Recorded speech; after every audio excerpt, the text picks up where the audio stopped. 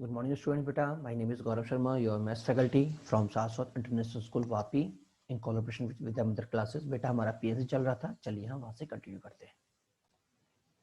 बेटा last class की बात करें तो बेटा ज्योमेट्रिकल प्रॉब्लम बेटा हम लोगों की कंप्लीट हो चुकी थी और बेटा हम लोग डिविजिबिलिटी प्रॉब्लम स्टार्ट करने वाले थे। ठीक है, तो डिविजिबिलिटी प्रॉब्लम स्टार्ट करने से पहले बेसिक प्रॉपर्टीज हम पढ़ लेते हैं। कौन कौन सी वर्ड्स की क्या डिविजिबिलिटी प्रॉपर्टी होती है। डिविजिबिलिटी ऑफ टू की प्रॉपर्टी क्या होती है बेटा कि लास्ट डिजिट मेरी जो भी होगी बेटा वो ऑलवेज क्या होगी, इवन नंबर होगी। क्या होगी? ऑलवेज इवन नंबर होगी। डिविजिबिलिटी बाय 3 क्या होगा, इसकी प्रॉपर्टी क्या है बेटा, sum of digit is divisible by 3, मतलब जो भी मेरा नंबर है उसका डिजिट का जो सम होगा बेटा वो ऑलवेज 3 से डिविजिबल होगा। क्लियर? जैसे मान लो मैंने कोई भी नंबर ले लिया है 2 1 4, अगर बेटा मैं सम करूंगा तो मेरा सम कितना जा रहा है, देखो मेरा सम जा रहा है 7, इसका मतलब बेटा ये नंबर 3 से डिवाइड नहीं होगा। क्या क्लियर हुआ? नहीं हुआ? जैसे मान लो मैंने बोल दिया 4 1 3 2 8, अब आपसे मुझसे पूछा कि वैसे ये डिवाइड होगा कि नहीं होगा, तो चेक कर लेते हैं। देखो कितना गया, 10 + 3 13, 13 + 8 14, 14 + 4 18, तो ये भी 18, 18 क्या 3 से डिविजिबल है, इसका मतलब बेटा ये नंबर भी 3 से डिवाइड हो जाएगा। अगर आप देखना चाहे तो देख लीजिए, अगर मैं 3 से इसको डिवाइड करूंगा तो ये जाएगा 1, कैरी पावर कहीं 1, तो ये हो गया 3, अब कैरी कितनी जाएगी 2, ये हो गया 7, अब कैरी कितनी जाएगी फिर से 2, बेटा ये भी हो गया 7, फिर कैरी जाएगी बेटा 1, ये हो गया बेटा 6। बेटा देखो कंप्लीटली डिविजिबल हो गया। कैसा भी को समझ में आया नहीं आया? तो अगर कोई फंक्शन 3 से डिविजिबल है तो डिजिट्स का जो सम है वो 3 से डिविजिबल होना चाहिए। ठीक है, चलिए अगली प्रॉपर्टी की बात करते हैं। अगली प्रॉपर्टी है 4। अगर कोई नंबर बेटा 4 से डिविजिबल है तो बेटा उसकी लास्ट 2 डिजिट बेटा 4 से डिविजिबल होनी चाहिए। जैसे कि मैंने बोलूंगा 4 8 2 9 0, अगर मुझसे पूछे कि भाई ये 8 से डिविजिबल है कि 4 से डिविजिबल है कि नहीं है, तो मैं बोलूंगा नहीं है, क्योंकि लास्ट की 2 डिजिट 4 से डिविजिबल नहीं है। क्या सभी को क्लियर हुआ? नहीं हुआ? अच्छा सर, अगर मैं यहाँ पे 2 कर दूं तो अब देखो लास्ट की दोनों डिजिट 4 से डिविजिबल है, इसका मतलब ये पूरा नंबर 4 से डिविजिबल होगा। क्या क्लियर हुआ सभी के लिए? चलिए अगली बात करते हैं। अगला बेटा 5 5 तो सभी जानते हैं लास्ट डिजिट 0 और 5 होगी। ठीक है, अगला है बेटा 6 6 का क्या होगा बेटा, बेटा 6 से अगर कोई नंबर डिविजिबल है तो बेटा वो 2 की और 3 की दोनों की प्रॉपर्टी को फॉलो करेगा। मतलब लास्ट 2 वो नंबर 2 से भी डिविजिबल होगा और 3 से भी डिविजिबल होगा। सर इसका मतलब क्या है बेटा? इसका मतलब ये है कि लास्ट डिजिट तो उसकी इवन होनी चाहिए और सम ऑफ डिजिट का बेटा जो सम ऑफ डिजिट है वो बेटा 3 से डिविजिबल होनी चाहिए। ठीक है, अगला नंबर आता है 7। बेटा 7 के बारे में हम पीएनसी में बात नहीं करते, इसकी डिविजिबल प्रॉपर्टी के बारे में हम पीएनसी में बात नहीं करते, यहाँ पे हम बात नहीं करेंगे। अगला नंबर आएगा बेटा क्या 8। 8 क्या होता है बेटा? 8 के अंदर बेटा लास्ट 3 डिजिट 8 से डिविजिबल होनी चाहिए। आपने ध्यान दिया? 2 के लिए लास्ट डिजिट 2 से डिविजिबल होनी चाहिए, 4 के लिए लास्ट 2 डिजिट 4 से डिविजिबल होनी चाहिए, और बेटा 8 के लिए लास्ट 3 डिजिट 4 से 8 से डिविजिबल होनी चाहिए। आपको समझ में आ रहा है? ये होता है 2 की पावर 1 2 से डिविजिबल, ये होता है 2 की पावर 2 2 डिजिट 4 से डिविजिबल, ये होता है 2 की पावर 3 3 डिजिट 8 से डिविजिबल। ठीक है, चलिए अगला नंबर आता है बेटा 9। 9 का क्या होगा? Sum of digit is divisible by 9। Same बेटा अगर आप ध्यान देखें तो 8 4 और 2 की सेम थी, लगभग 8 4 और 2 की सेम थी। ठीक है, उसके बाद बेटा 3 और देखो 9 की सेम है, क्योंकि दोनों एक दूसरे के स्क्वायर की तरह डील करते हैं। ठीक है, 10 की बात करें लास्ट डिजिट 0 होगा, सभी जानते हैं। बेटा 11 की बात करें तो बेटा 11 के बारे में बोलूंगा sum of even number digit minus sum of odd number digit is always 0 या 11। मतलब जो भी मेरा नंबर है उसकी जो ऑड नंबर पे जो डिजिट आ रही हैं और जो इवन नंबर पे डिजिट आ रही हैं, अगर बेटा मैं उनको जोड़ता हूं ठीक है ना, अगर मैं इनके सम को आपस में माइनस कर दूं तो बेटा जो मेरा आंसर आएगा वो क्या आएगा? अगर वो 0 या 1 आ रहा है तो बेटा मुझे क्या मिलेगा? हाँ जी, तो बेटा मुझे मिल जाए तो बंधु मेरा 11 से डिविजिबल होगा। ठीक है, चलिए बेटा अब हम क्वेश्चन की बात करते हैं। क्वेश्चन बेटा हमने सबसे पहले लिया है number of 5 digit divisible by 2 from 0 1 2 3 4। ठीक है बेटा, देखिए तो बेटा हमसे बोला गया है कि मुझे 5 डिजिट का नंबर बनाना है जो कि 2 से डिविजिबल हो। तो बेटा देखो मेरे पास 2 से डिविजिबल होने का मतलब है बेटा 0, मतलब इवन नंबर। ठीक है, अगर आपको याद हो तो बेटा मैंने आपसे बोला था कि जब भी हमारे पास इवन नंबर आएगा, ठीक है, तो हम उसे सेपरेट केस में एनालिसिस करेंगे। ठीक है, बट बेटा एक बात मैंने आपसे और बोली थी, बेटा ध्यान रखिएगा, कभी भी मेरे पास क्वेश्चन डिविजिबिलिटी का आता है तो बेटा उसमें दोनों पॉसिबिलिटीज मेरे पास बनी रहती हैं, रिपीटेशन अलाउ और रिपीटेशन नॉट अलाउ। ठीक है, जैसे एग्जामिनर आपको ये डिफाइन करके देगा जब एग्जाम में ये क्वेश्चन आएगा कि भैया रिपीटेशन है कि नहीं है। ठीक है, बट हम बेटा हम दोनों के बारे में बात करेंगे कि रिपीटेशन हम लेंगे कि नहीं लेंगे। Is it clear to all? ठीक है, चलिए बेटा बात करते हैं। तो सबसे पहले हम केस लेते हैं बेटा रिपीटेशन अलाउ। बेटा अगर आपको याद हो तो मैंने आपको बताया था कि रिपीटेशन अलाउ है तो बेटा जीरो की इंपॉर्टेंस अलग अलग केस लेने की जरूरत नहीं है। क्या सभी को याद है? मैंने कहा था कि अगर रिपीटेशन अलाउ है तो जीरो का अलग अलग केस लेने की जरूरत नहीं है, आप सीधे भी ले सकते हैं। प्रॉब्लम कब क्रिएट होती है? जब रिपीटेशन नॉट अलाउ होता है। ठीक है, उस केस में बेटा मुझे जीरो के लिए सेपरेट केस लेना पड़ता है। ठीक है ना, बट हम तो दोनों के लिए ले लेते हैं सेपरेट केस, गलती से ही बचने का सबसे बेस्ट तरीका। ठीक है ना, तो देखो अगर सेपरेट केस ना ले तो भी आंसर यही आएगा, लेंगे तो भी आंसर यही आएगा। ठीक है, जैसे मान लो सेपरेट केस हम ले लेते हैं, तो पहले केस में जीरो को मैंने फिक्स कर दिया। ठीक है, तो इसके लिए एक ऑप्शन। अब बेटा पहली पोजीशन के मेरे पास कितने ऑप्शन बचे? बेटा टोटल बेटा मेरे पास थे 6 में से एक जा चुका है और वो खुद जीरो है। अब मेरे पास कितने बचे बेटा? ये ऑप्शन बचे। आप जानते हैं फर्स्ट पोजीशन पे मैं इनमें से किसी को भी भर सकता हूँ, तो यहाँ पे कितने ऑप्शन बच जाएंगे? 5। यहाँ कितने ऑप्शन बच जाएंगे? 5। ओके ओके, एक बात तो ध्यान रखिएगा, रिपीटेशन अलाउ है। रिपीटेशन अलाउ है मतलब इस प्लेस के लिए सभी डिजिट ओपन है, इस प्लेस के लिए सभी डिजिट ओपन है। बट हम जानते हैं पहला नंबर जीरो नहीं होता, इसलिए बेटा मेरे पास 5 बचेंगे। क्या समझ में आया? रिपीटेशन अलाउ है तो पहले के लिए 5। जैसे मैं अगले पे गया तो अगले के लिए बेटा कितने ऑप्शन खुल गए? बेटा अगले के लिए सारे ऑप्शन खुल गए क्योंकि रिपीटेशन अलाउ है। और सेकंड डिजिट के लिए कोई भी लिमिटेशन नहीं है कि भैया ऐसे फर्स्ट की लिमिटेशन होती है कि जीरो नहीं आएगा, बट सेकंड की कोई भी लिमिटेशन नहीं है। तो ये कितना हो जाएगा? 6 इंटू 6 इंटू 6। इसके लिए भी 6, इसके लिए भी 6 और इसके लिए भी 6। ठीक है, अच्छा इधर हम बात करते हैं, तो इधर बेटा पहले तो जीरो दिया था, दूसरा केस लिया 2 और 4 का। जब यहाँ पे 2 या 4 आएगा तो कितने ऑप्शन अवेलेबल हुए? 2। पहली पोजीशन के लिए फिर से बेटा 5 ऑप्शन, क्यों? जीरो अलाउ नहीं होगा। उससे अगले के लिए सभी ऑप्शन ओपन तो 6, उससे अगले के लिए 6, उससे अगले के लिए 6। ये बेटा मेरा आंसर आ गया जब हमने रिपीटेशन अलाउ किया था। Is it clear? अच्छा सेकंड केस की बात करते हैं जब रिपीटेशन नॉट अलाउ है। जब रिपीटेशन नॉट अलाउ है, ठीक है, तो मैंने कहा था इसमें तो आपको तोड़ना ही तोड़ना पड़ेगा, वैसे तरीका यही होता है। तो सबसे पहले बेटा मैंने जीरो को फिल कर दिया, तो बेटा एक पोजीशन मेरी यहाँ पे आ गई। ठीक है, अब बेटा जब मैं फर्स्ट पोजीशन की बात करूंगा तो जीरो ऑलरेडी फिल हो चुका है। ठीक है, तो यहाँ पे मेरे पास कितने ऑप्शन अवेलेबल हुए? बेटा यहाँ पे मेरे पास ऑप्शन अवेलेबल हुए 5। ठीक है, अब बेटा जब मैं अगली क्लिप प्लेस की बात करूंगा, मतलब इसके लिए ऑप्शन कितने अवेलेबल हुए? 5। इसके लिए कितने ऑप्शन थे? 1। ऊपर लिख देता हूँ इसी के ऊपर इधर। ठीक है, अब बेटा देखो टोटल मेरे पास जो क्वेश्चन, टोटल जो मेरे पास ऑप्शन थे, टोटल मेरे पास थे 6 में से मैं 2 को यूज कर चुका हूँ, बचे कितने? 4, उसके बाद 3, उसके बाद 2, उसके बाद। ठीक है, तो ये आ गया 5 फैक्टोरियल।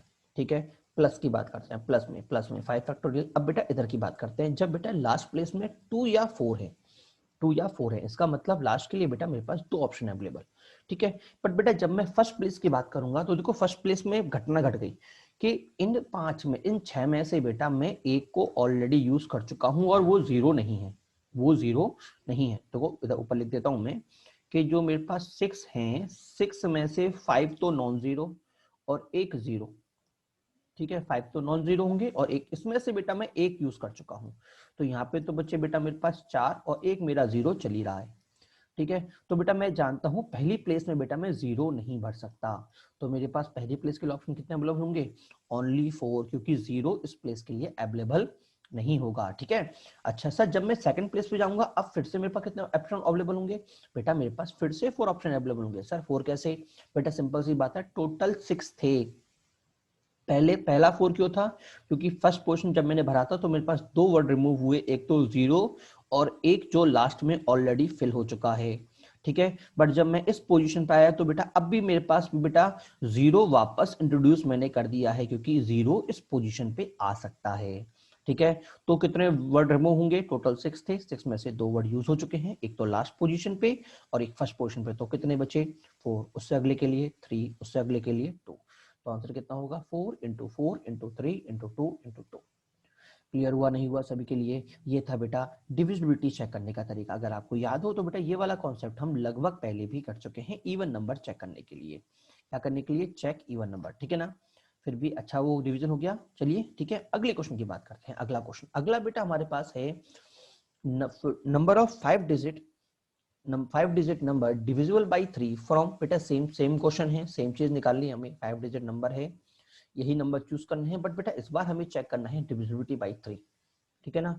तो बेटा ध्यान रखिएगा, डिविजिबिलिटी बाई 3 का मतलब क्या है? सम का डिवीजन होना चाहिए 3 में, ठीक है? तो बेटा यहाँ पे जो सबसे इंपॉर्टेंट पहली बात हमारे सामने आती है कि जब बेटा हम 3 को चूज करते हैं तो 3 को चूज करते समय रिपीटेशन अलाउ नहीं होता। सर रिपीटेशन अलाउ क्यों नहीं होता? सिंपल सी बात ये, क्योंकि बेटा मेरे पास नंबर ऑफ केसेस बहुत ज्यादा आते हैं।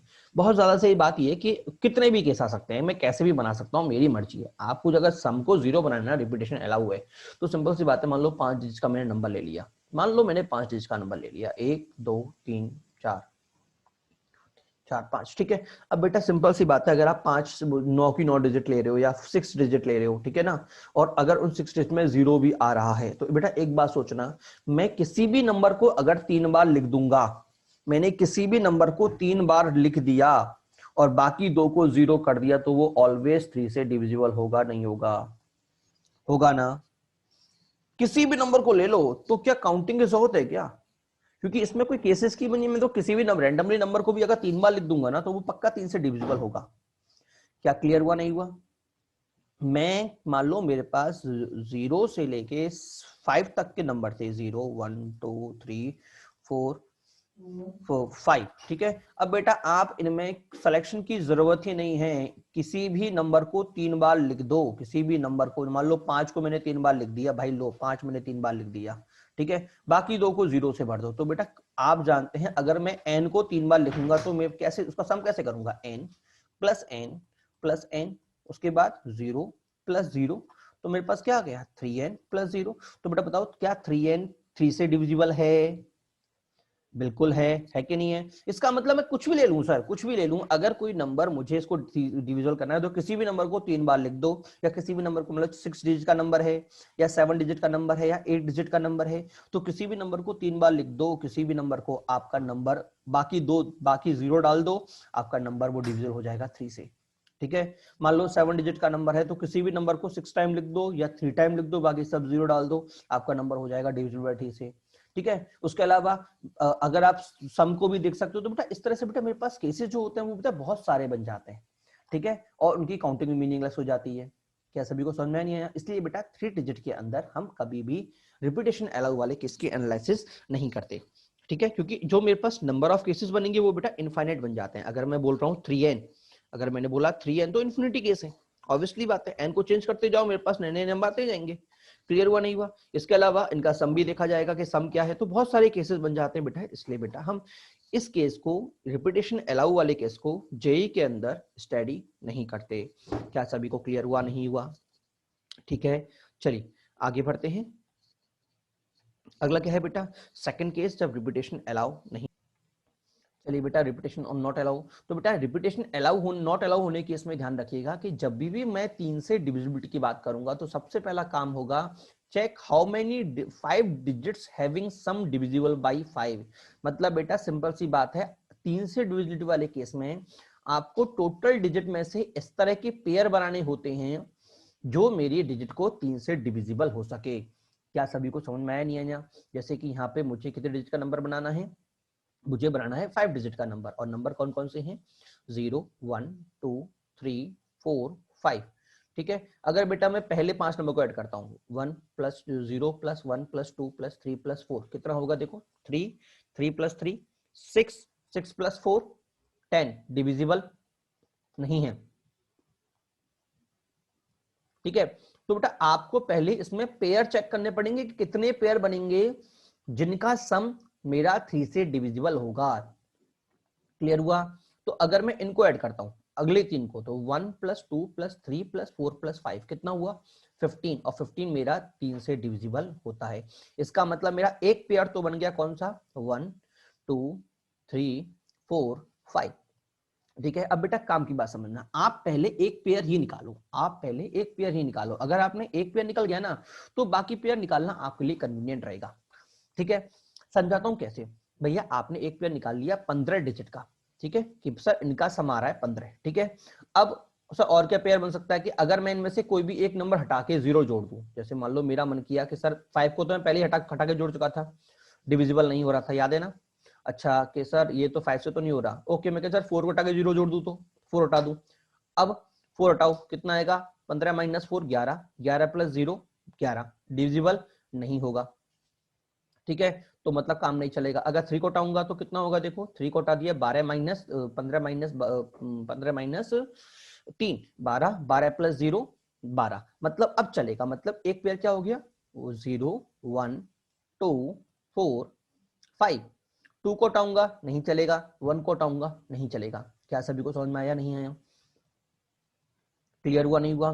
तो बेटा एक पेयर बनने के बाद, अब जरा एक काम की बात समझिएगा, एक पेयर बनने के बाद आपको, आप इसमें से जो भी नंबर आप हटाओगे ना, वो आपको इस तरह से हटाना है कि -n, मतलब जो भी आप नंबर बता रहे हो, मान लो वो जो नंबर है वो n है, आपने इन समय से जो भी आपने नंबर हटाया वो मान लो n है, क्या है, ठीक है, और जो आपने नंबर जोड़ा वो m है, तो बेटा आप क्या करोगे, -n प्लस m को देखोगे, अगर ये मेरा 3 से डिविजिबल है तो ये इसको सम होने पे ये ऑटोमेटिक 3 से डिविजिबल हो जाएगा।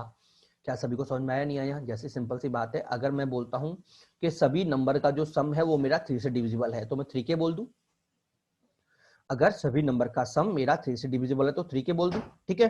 अब आप चेक करना है कि सर और कौन कौन से पेयर बन सकते हैं, तो आप इसमें से किसी एक नंबर को हटाओगे। मान लो आपने n को हटाया, ठीक है, और m को जोड़ दिया, m को जोड़ दिया। बेटा अगर इन दोनों का ये भी अगर मेरा 3 से डिविजिबल है तो सोचना 3 के प्लस नया नंबर जो वो भी 3 से डिविजिबल है, मतलब 3 के 1, तो क्या दोनों का सम फिर से 3 से डिविजिबल होगा कि नहीं होगा, हो जाएगा। क्या सभी को समझ में आया, नहीं आया।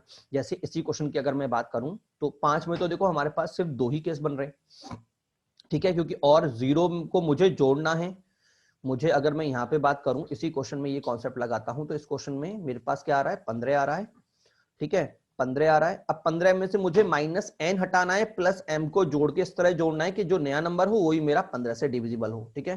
तो सिंपल सी बात है, ये जो m है वो तो मेरा इस बार 0 होने वाला है, पक्का क्या होने वाला है, 0, क्योंकि एक ही नंबर बचा है। तो n को मैं क्या लूं कि सम मेरा क्या चला जाए, वो चला जाए। तो बेटा पॉसिबिलिटी एक ही है कि या फिर तो 0 हो, या 3 हो, या 6 हो। 0 तो मैं ऑलरेडी ले चुका हूं, 6 यहाँ पे है नहीं है, तो एक ही पॉसिबिलिटी बचा बेटा मेरे पास, 3। क्या सभी को समझ में आया, नहीं आया, ठीक है, क्लियर हुआ नहीं हुआ। चलिए आगे की बात करते हैं। बेटा देखिए, अगर मान लो इनमें से मैं 4 डिजिट का नंबर बनाता हूं जो 3 से डिविजिबल है, तो कितने पेयर बनना पॉसिबल है, चलो बात कर लेते हैं। देखो अगर मैं चुनता हूं 0 1 2 3, सम कितना गया 6, मतलब इन चारों से अगर मैं बनाऊंगा तो जो नंबर बनेगा वो मेरा 3 से डिविजिबल होगा, होगा नहीं होगा। Okay sir, okay okay okay. अब मैं कह रहा हूं कि इन चारों में से एक डिजिट को हटा के मुझे यहां से इन दोनों में से एक डिजिट चुननी होगी। इस तरह चुननी होगी कि बेटा उनका जो सम है, उनका जो सम है बेटा वो सम मेरा अभी भी क्या रहे, मेंटेन रहे, कितना, मतलब 3 से डिविजिबल रहे। तो सिंपल सी बात है, मैं बोल देता हूं 6 माइनस n प्लस m, जो अभी मैंने आपसे बोला था, ठीक है। m की जगह एक बार डाल देते हैं 4, तो 6 माइनस n प्लस 4 मैं बोल देता हूं, तो ये कितना आ गया बेटा, ये आ गया 6 माइनस, ये हो गया 10 माइनस n, ठीक है। अब बेटा ये बताओ n में क्या घटाऊं कि भैया मेरा जो नंबर है, मेरा जो नंबर है वो 3 से डिविजिबल हो जाए। देखो अगर मैं n को 1 डालूंगा तो 3 से डिविजिबल होगा, 4 डालूंगा तो 3 से डिविजिबल होगा। तो 4 डालने पे तो देखो 4 तो इसमें है ही नहीं, 4 तो इसमें है ही नहीं, तो मेरे पास सिर्फ एक ही ऑप्शन बचा, n इज इक्वल टू 1। अब जरा खुद चेक करिएगा, अगर मैं 0 2 3 और 4 का पेयर लेता हूं तो सम कितना गया, देखो सम गया 2 प्लस 3 5, 5 प्लस 4 9। क्या सभी को समझ में आया, नहीं आया, मैंने क्या बोला था इस जगह, ठीक है, ठीक है। अच्छा दूसरा भी केस देख लेते हैं, n माइनस n प्लस अगला नंबर कौन सा है, m की जगह 5 और बचा हुआ है, तो 5 भी डाल के देख लेते हैं। ये भाई मेरा 5 हो गया, तो ये कितना हो जाएगा, देखो ये प्लस 5, ये हो गया मेरा 11 माइनस n। तो n की जगह अब मैं क्या डालूंगा बेटा, n की जगह बेटा मैं डालूंगा 2। 2 डालने पे मुझे क्या मिल जाएगा, देखो 2 डालने पे बेटा मुझे मिल जाएगा अपना, क्या बोलते हैं, अपना नंबर। तो n इज इक्वल टू 2, मतलब जो दूसरा पेयर हो गया मेरे पास वो क्या हो गया, 0 1 3 4 और अपना 5। क्या सभी को समझ में आया, नहीं आया। अगला नंबर है 5430। 5 + 4 कितना होगा 9, 9 + 3 कितना होगा 12, मतलब एक नंबर मेरा ये भी पॉसिबल है। क्लियर हुआ नहीं हुआ? तो देखो कितने बन गए, देख लेते हैं। 5430 बन गया, और उसके बाद पेयरिंग देखनी है हमको। तो देखिए हमारे पास कौन कौन से केस बन गए, 0 1 2 3, 0 2 3 4, 0 1 3 5, 1 3 4 5। ठीक है, तो बेटा यही होता है 3 से जब हम डिविजिबिलिटी चेक करते हैं बेटा, मुझे पहले ये सारे केसेस निकालने पड़ते हैं। इसलिए कॉमनली जेई में कुछ तरह के जो केसेस आते हैं ना, कॉमनली फिक्स तरह के फॉर्म भी देखने को मिलेगी 3 से डिविजिबिलिटी में, कि भैया जब पेयरिंग करूं ना तो मेरे 2 या 3 ही पेयर आए, ज्यादा मुझे घूमना ना पड़े, ये बात ध्यान रखिएगा। जेई में 3 से डिविजिबिलिटी के केसेस बहुत कम बनते हैं। अब आप देखो जब रिपीटेशन अलाउ नहीं था तब इतनी माथा पच्ची है, और गलती से अगर आप रिपीटेशन अलाउ कर देते तो निकालते निकालते पागल हो जाते, बट आंसर नहीं आता आपका। ठीक है, इसी वजह से बेटा 3 में रिपीटेशन अलाउ वाला केस नहीं पढ़ा जाता जेई के अंदर। क्या क्लियर हुआ नहीं हुआ? और एक बात और सोचेगा कि जेई वाला एग्जाम में आपको क्वेश्चन देगा तो इस पॉइंट ऑफ व्यू से देगा कि वो आपसे हो जाए। ठीक है, इसका मतलब जितने भी मेरे पास केसेस होंगे ना वो काउंटेबल होंगे, ये नहीं कि भाई 50-60 केस बना देगा वो 2-3 हद मार के 4 4 से ऊपर केस वो नहीं बनाएगा। क्या आपको मेरी बात समझ में आ रही है? जेई वाला जो क्वेश्चन देगा उसका मोटिव ये होता है कि बच्चा क्वेश्चन को कर पाए। ठीक है, इतना भी नहीं देगा कि भाई करना ही नहीं, ऐसा नहीं देगा वो आपको। ठीक है ना? हाँ, इसलिए बेटा रिपीटेशन नॉट अलाउ वाला जेई वालों ने सिलेबस से हटा दिया, क्योंकि रिपीटेशन अलाउ में देखेंगे तो बहुत सारे केसेस होते हैं, तो बेटा इसको हम काउंट ही नहीं करते, केसेस में ही नहीं लेते। क्या सभी को क्लियर हुआ नहीं हुआ? ठीक है, चलिए अब हम वापस अपने क्वेश्चन पे जाते हैं। जो हमारा क्वेश्चन चल रहा था, क्वेश्चन क्या था, डिविजिबिलिटी बाय 3। तो बेटा मेरे पास कितने केस आए, 2 केस आए, एक तो 1 2 3 4 5 और दूसरा 0 1 2 4 5। क्लियर? अब जरा देख लो इसमें से बेटा, अगर ये अब देखो मेरे पास बेटा कितने नंबर, देखो मैंने जब अरेंजमेंट कर लिया, आपको कहा ना पी में पीएनसी में चुनाव एंड एक तो पी लगा था, तो फैक्टर हमने चुना था। अब देखो अब बेटा हम यहाँ पे 5-6 में से ऑलरेडी 5 डिजिट चुन चुके हैं, इसका मतलब चुनाव हो चुका है, सिलेक्शन इज डन, दोनों जगह सिलेक्शन इज डन। अब अगला काम क्या करना है, आपको सिर्फ अरेंज करना है। तो इसको अरेंज करने का तरीका मेरा कितना होगा, 5 फैक्टोरियल। कितना होगा 5 फैक्टोरियल। और सर इसको बेटा इसको जरा ध्यान से करना, 5 फैक्टोरियल नहीं आएगा, क्यों? क्योंकि 0 बेटा महोदय बैठा हुआ है, 0 का मतलब खतरा, ध्यान से निकलो। ठीक है, हाँ क्लियर हुआ नहीं हुआ? 5 है बेटा, 2 ही केस बनना पॉसिबल है, बाकी कोई भी केस नहीं बनेगा। इन अगर 5 डिजिट लेता हूं तो बाकी कोई और केस नहीं बनेगा। ठीक है, अगर आप चेक करना चाहे तो चेक भी कर सकते हैं, इनमें से कोई भी डिजिट रिमूव कर दो और उसके अकॉर्डिंग आप 0 ऐड करोगे तो नया पेयर बनना पॉसिबल ही नहीं है। ठीक है, अच्छा अगर 0 है तो पहली पेशेंट पे 0 नहीं आएगा, तो पहली के लिए 4 ऑप्शन, दूसरे के लिए 0 हटाया था तो वापस इंक्लूड हो गया। ठीक है, यहां से 0 को रिमूव किया था इसलिए 4 ऑप्शन थे। अब इधर आऊंगा तो 0 मेरा ऐड हो चुका है, बट एक नंबर यहां से रिमूव हो चुका है, तो फिर से कितना 4, अगले के लिए 3, उस अगले के लिए 2, उस अगले के लिए 1, तो मुझे कितना मिला 120 + 96 दैट इज 216। क्या सभी को क्लियर हुआ नहीं हुआ? ठीक है, चलिए अगले क्वेश्चन की बात करते हैं। अगला क्वेश्चन बेटा हमारे पास है 5 डिजिट नंबर बाय 0 1 2 3 4 5, सेम चीज डिविजिबल बाय 4। ठीक है बेटा, देखो फिर से बेटा हम बात करेंगे डिविजिबल बाय 4, तो बेटा ध्यान रखिएगा पहले आपको पेयर बनाने पड़ेंगे कि देखो 4 की प्रॉपर्टी क्या होती है कि भैया लास्ट की जो 2 डिजिट हैं वो मेरी 4 से डिविजिबल हैं, तो पहले आपको पेयर 2-2 के सेट बनाने पड़ेंगे कि कितने सेट बनना पॉसिबल है। ठीक है, तो चलो बात कर लेते हैं एक बार, हमारे पास डिजिट कौन कौन सी थी उसकी बात कर लेते हैं। डिजिट है मेरे पास 0 1 2 3 4 5। अब देखो हम 4 के टेबल गिनते हैं, सिंपल सी पहली बात तो 0,0 आएगा, 0 0 लास्ट 2 डिजिट है। उसके बाद कौन सा नंबर आएगा 0 4 4, उसके बाद 8 आता है, 8 इसमें नहीं है, उसके बाद आता है 12, 12 यहाँ पे है। उसके बाद कितना आता है, उसके बाद बेटा आता है हमारे पास 16, 6 यहाँ पे नहीं है, नहीं आएगा। उसका आता है 20, 20 यहाँ पे है, 20 आएगा। उसका आता है 24, 24 भी यहाँ पे है, 24 आएगा। उसका आता है बेटा 28, 28 यहाँ पे नहीं है तो 28 नहीं आएगा। फिर आएगा 32, 3 और 2 दोनों हैं, 32 आएगा। फिर आता है 36, फिर से बेटा 6 यहाँ पे नहीं है तो नहीं आएगा। उसके बाद बेटा क्या आएगा, उसका आता है 30 40, 4 और 0 दोनों हैं, उसका बेटा हमारे पास 40 आएगा। उसका क्या आता है बेटा 44, 44 भी आएगा क्योंकि 4 4 दो बार आ रहा है। उसका आता है बेटा 40 क्या बोलते हैं 44, उसके बाद आएगा मेरा 48, 8 नहीं है काउंट नहीं होगा। फिर आएगा 52, 5 भी है 2 भी है काउंट होगा। उसका आएगा बेटा 56, 56 में काम नहीं चलेगा, 6 नहीं है। और बेटा उसके बाद तो 60 वाली टेबल स्टार्ट है, तो उसके बाद तो हम काउंट नहीं करेंगे। तो बेटा टोटल मेरे पास कितने केस आए, देखो 1 2 3 4 5 6 7 8 9, टोटल बेटा मेरे पास 9 केस आए। और बेटा 9 में से अगर मैं ध्यान से देखूं तो देखो मैंने कहा था ना कि दोनों चीज ध्यान रखनी है, रिपीटेशन अलाउ या नॉट अलाउ, रिपीटेशन अलाउ या नॉट अलाउ। तो टोटल में से बेटा देखो 0 0 एंड 4 4 रिपीटेशन वाले हैं, मतलब 7 तो नॉन रिपीटेशन के हैं, ठीक है, नॉन रिपीटेशन के हैं, और 2 क्या है बेटा मेरे पास रिपीटेशन के हैं। पहली बात तो ठीक है, 2 क्या है रिपीटेशन के हैं, एक बात तो ये समझिएगा, ठीक है, रिपीटेशन के, ठीक है। तो पहली बात तो एक बात और समझ, देखो जब तो पहले हम बात कर लेते हैं रिपीटेशन अलाउ वाले केस में, रिपीटेशन अलाउ वाले केस में, ठीक है।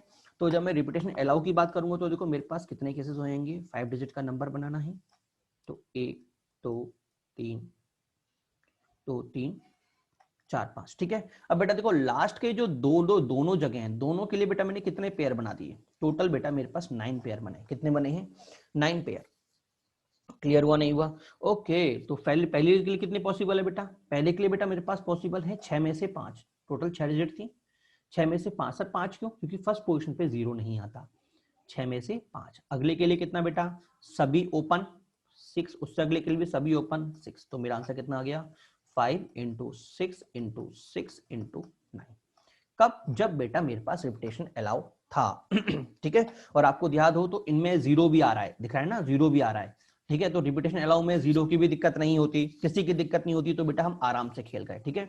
बट बेटा जब मैं रिपीटेशन नॉट अलाउ की बात करूंगा, ठीक है, तो हमको ध्यान देना पड़ेगा ठीक है। देखो बेटा फिर से एक बार आपको रिवाइज कराता हूं कि रिपीटेशन अलाउ में बात करूंगा तो सारे केसेस काउंट होंगे 9 की 9, ठीक है।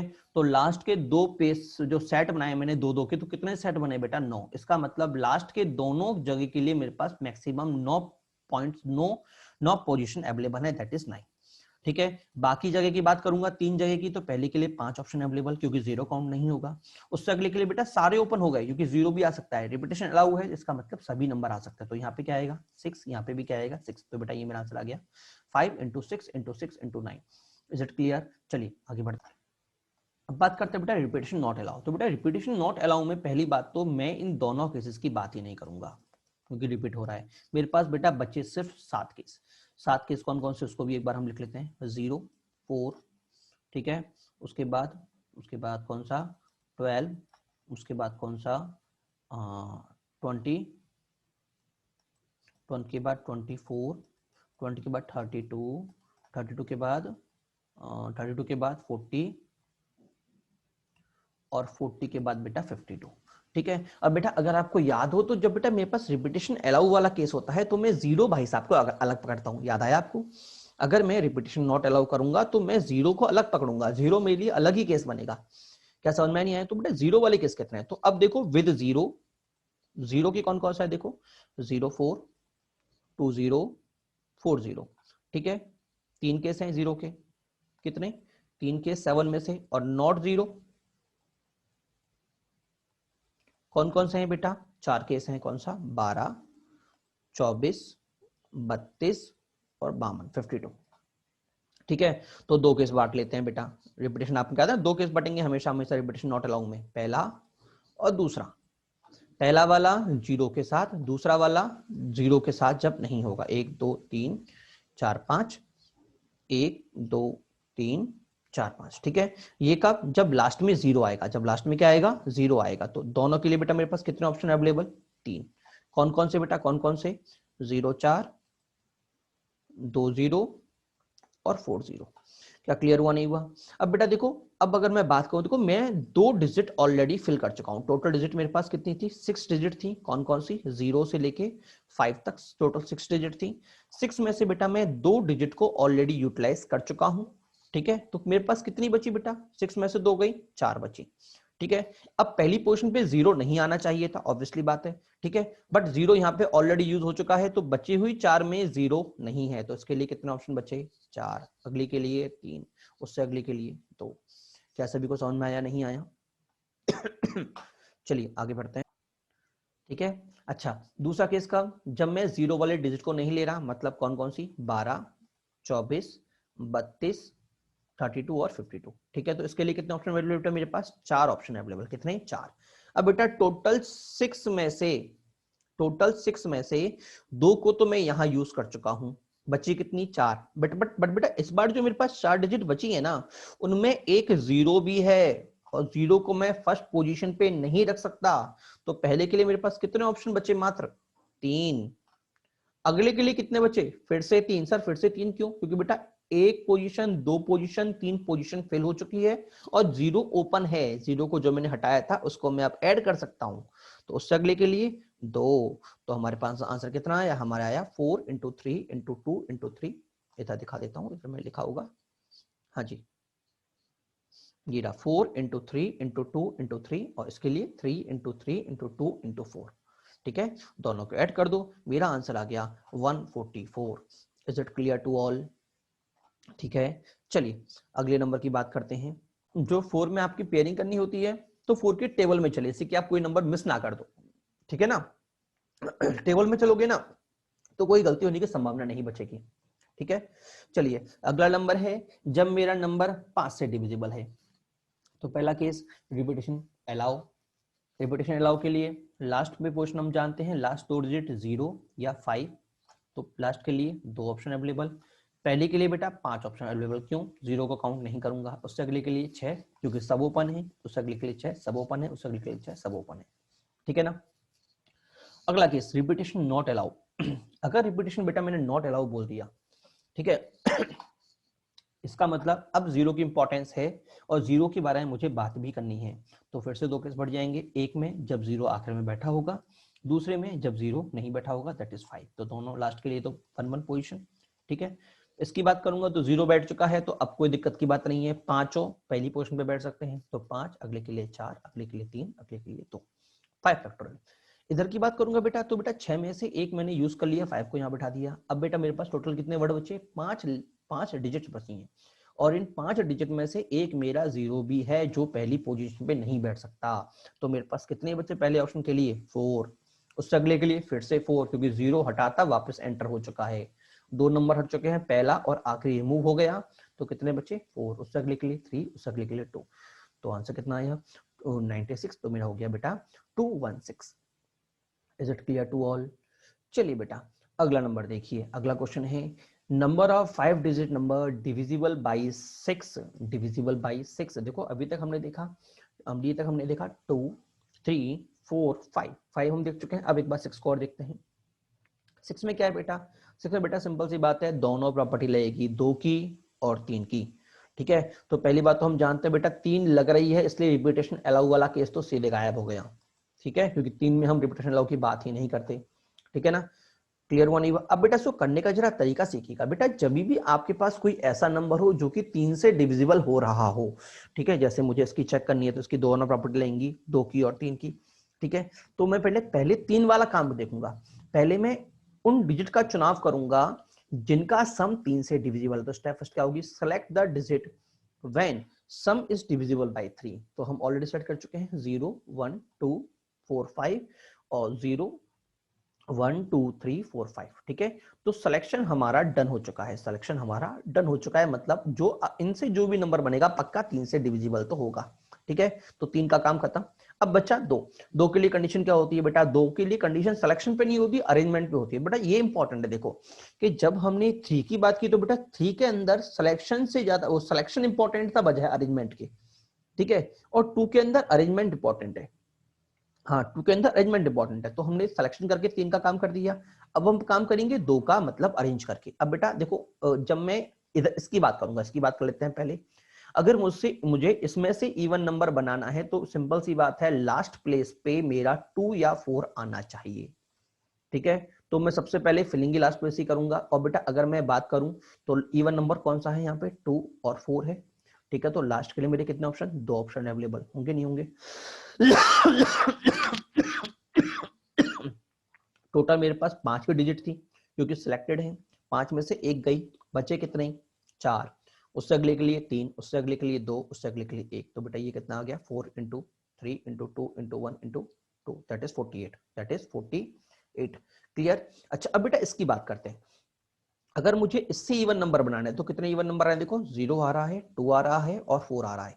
तो बेटा फिर से आपका याद, मैंने कहा था कि अगर 0 आ गया तो 2 केस बढ़ जाएंगे, एक 0 के साथ और एक बिना 0 के।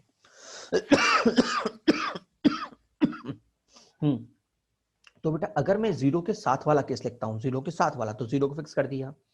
अब मेरे पास कितने लेटर बचे, ये 4। इन चारों में बेटा कोई कंडीशन नहीं है, आराम से सेट हो जाएंगे। तो पहले के लिए 4, अगले के लिए 3, उससे अगले के लिए 2, उससे अगले के लिए 1। तो यहां से मुझे कितना मिल गया, 24। ठीक है। बट बेटा अगर मैंने 0 को लास्ट में सेट नहीं किया, लास्ट में मैंने 2 या 4 को सेट किया, किसको, 2 या 4 को, तो लास्ट के लिए कितने ऑप्शन, 2 ऑप्शन। बट बेटा अब मेरा इधर 0 नहीं बैठा, इसका मतलब 0 ओपन है। ठीक है। और 0 को मैं फर्स्ट पोजीशन पे भी नहीं बैठा सकता। क्या समझ में आया, नहीं आया? 5 में से मैं 1 को यहां बैठा चुका हूं, बचे 4। 4 में से 0 महोदय भी हैं, तो 0 को मैं तो काउंट नहीं करूंगा, तो बचे कितने, 3। तो पहली पोजीशन के लिए 3। अगले के लिए कितना होगा, 0 0 हटा था वो वापस एंटर कर गया, तो अगले के लिए फिर से कितना, 3। अगले के लिए 2। तो आंसर कितना आया, 36। तो उनको सम कर लीजिए, हमारा आंसर आ जाएगा डिविजिबिलिटी बाई 6। क्या सभी को समझ में आया, नहीं आया, क्या हुआ क्या नहीं हुआ, is it clear to all? जैसे कि मान लो बेटा मुझे डिविजिबिलिटी चेक करनी है 15 की, किसकी, 15 की। तो मैं क्या करूंगा, मैं चेक करूंगा कौन कौन से, 15 की चेक करने के लिए क्या करूंगा बेटा, मैं 3 की प्रॉपर्टी चेक करूंगा और 5 की प्रॉपर्टी चेक करूंगा। अच्छा, तो इसी में चेक कर लेते हैं। इसमें से जब मैं बनाऊंगा तो सिर्फ लास्ट में 5 की प्रॉपर्टी, ये तो हो गए 3 की प्रॉपर्टी के लिए, और 5 की प्रॉपर्टी के लिए कि आखिर में भाई मेरा 5 आना चाहिए, आखिर में 5 आना चाहिए, तो सिर्फ एक ऑप्शन होगा, सिर्फ एक ऑप्शन, क्योंकि 5 बैठ जाएगा। और जब मैं इधर देखूंगा तो बेटा इधर 0 और 5 दोनों बैठ सकते हैं, तो केस बढ़ जाएंगे, एक बार 0 आगे और एक बार 5 आखिर में। क्या सभी को क्लियर हुआ, नहीं हुआ? हाँ जी, तो एक चीज ध्यान रखिएगा, ठीक है ना। चलिए बेटा अगले क्वेश्चन की बात करते हैं बेटा। अगला क्वेश्चन बेटा डिविजिबिलिटी वाले केस को, अगला क्वेश्चन जो हमारे पास है, चलिए बेटा आज की क्लास हम यहीं पे खत्म करते हैं। अगली क्लास को बेटा हम क्वेश्चन नंबर 47 से पेज नंबर 45 से कंटिन्यू करेंगे, ठीक है ना। तो प्रॉब्लम फ्रॉम पेंसिल वर्ड से, अल्फाबेट ऑफ पेंसिल से अलग अलग कंडीशन जो बनेंगी उसके बारे में हम बात करेंगे, ठीक है। चलिए बेटा, ओके बेटा, बाय टू ऑल।